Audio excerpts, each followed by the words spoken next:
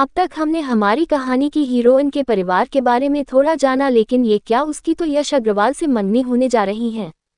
आप देखते हैं आगे। अग्रवाल परिवार तो यश और परी का रिश्ता तय करके चला गया था, लेकिन जब परी शाम को अपने मॉम डैड को अपनी रिजल्ट की खुशखबरी बताने के लिए घर आई, तब उसके पैरों तले जमीन खिसक गई, क्योंकि उसके कुछ कहने से पहले ही उसकी मां ने उसके सामने उसकी शादी का रिश्ता थमा दिया।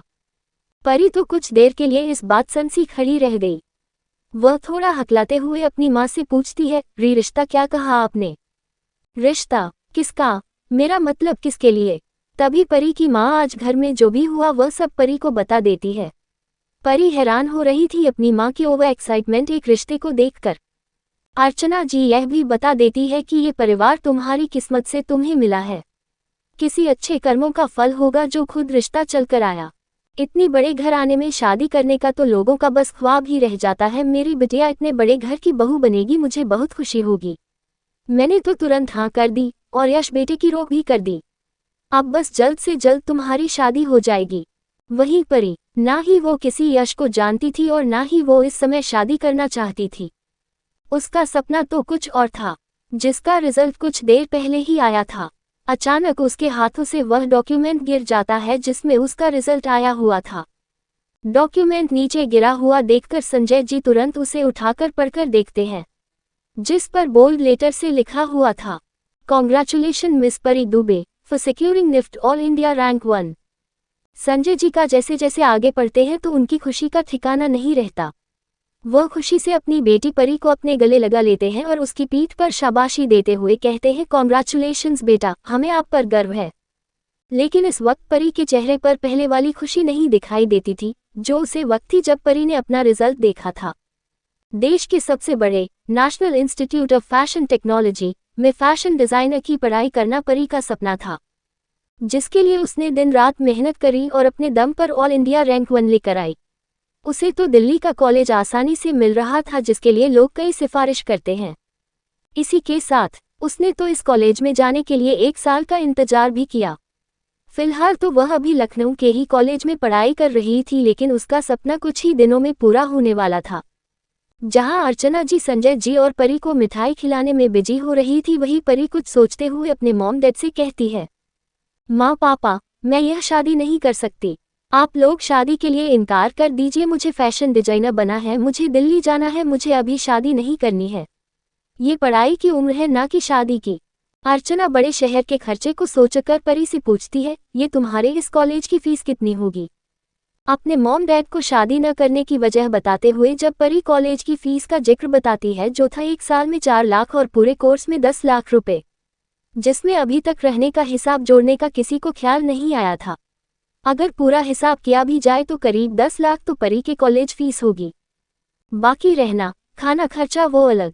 ये सुनकर संजय जी और अर्चना जी अपना माथा पकड़कर बैठ जाते हैं।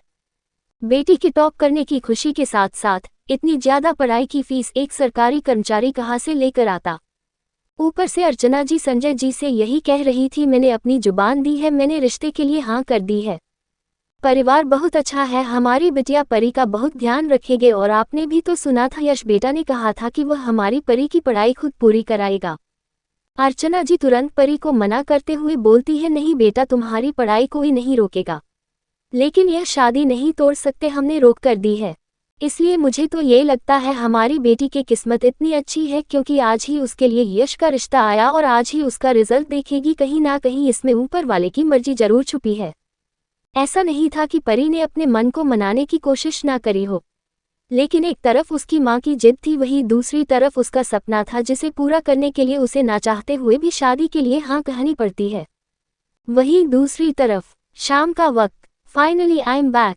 अपनी फ्लाइट से लैंड करते हुए युवराज ने कहा, वहीं उसके पीछे खड़ा उसके दोस्त ने युवराज को ठोकते हुए कहता है, आई एम नहीं भी, क्या तू भूल गया है, जहां तू जाता वहां मैं भी आ जाता हूं। इधर सूर्यवंशी मेंशन में राजेश्वरी जी और नंदनी जी आशिमा के बारे में दी गई जानकारी को पढ़ रही थीं। वहीं मीरा जी बार बार दीवार पर टंगी घड़ी में समय देखते हुए बंद में दूर की तरफ देख रही थीं। उनका मन अपने रूम में लग ही नहीं रहा था। एक खुशी और एक्साइटमेंट थी जो उन्हें बार बार मेन डोर तक लेकर आ रही थी। आखिर इस माँ का बेटा जो इतने सालों के बाद आने वाला था। तभी एक डॉग की आवाज आती है और इस बार मीरा जी झट से दरवाजा खोलने के लिए चली जाती है, चेहरे पर मुस्कान लिए। जैसे ही मीरा जी दरवाजा खोलती है, उन्हें सामने उनका युवराज दिखाई दे जाता है, जो अपनी मां को दरवाजा खोलते हुए देखकर खुद शॉक्ड और सरप्राइज हो जाता है। किसी ने सही कहा है, एक मां को अपने बच्चे के आने का आभास दूसरों के मुकाबले जल्दी और सही होता है। एक मां कभी धोखा नहीं खा सकती जब उसे यह एहसास हो जाए कि उसका बेटा आसपास ही है। उसके घर पर इतने सर्वेंट्स हैं और ये काम तो सूर्यवंशी मैंशन में अक्सर सर्वेंट ही किया करते थे। लेकिन अपनी मां के चेहरे पर खुशी देखकर युवराज हैरान होकर पूछता है, मॉम, आपको कैसे पता चल जाता है कि बाहर और कोई नहीं मैं ही हो सकता है?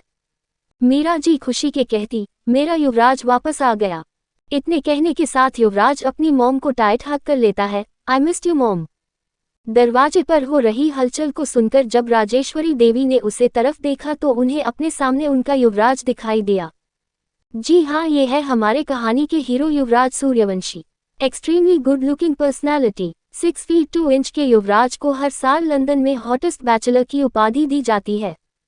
हालांकि उसने आज तक अपने आप को काम में झोंक दिया था, लेकिन फिर भी लड़कियों को बिजी मैन कहे जाने वाले युवराज को अपना बॉयफ्रेंड बनाने की होड़ भी अच्छी खासी लगी थी। ये तो शुक्र उसके दोस्त मयंक का था, जो अक्सर युवराज के पास मंडराती लड़कियों को खुद एक तरफ हटा दिया करता था। थिंकिंग फेस, आखिर कैसी होगी परी और युवराज की मुलाकात, जिनकी किस्मत में ही शुरुआत से दूरी हो, वो कैसे एक दूसरे से टकराए? क्या यश से शादी करने का फैसला होगा सही? जानने के लिए पढ़िए किस्मत वाला प्यार, कहानी मेरे यानी पिंकी पैल के साथ। दोस्तों, कहानी सिर्फ पढ़ना नहीं बल्कि लाइक, कमेंट और एक सब्सक्राइब जरूर कर देना।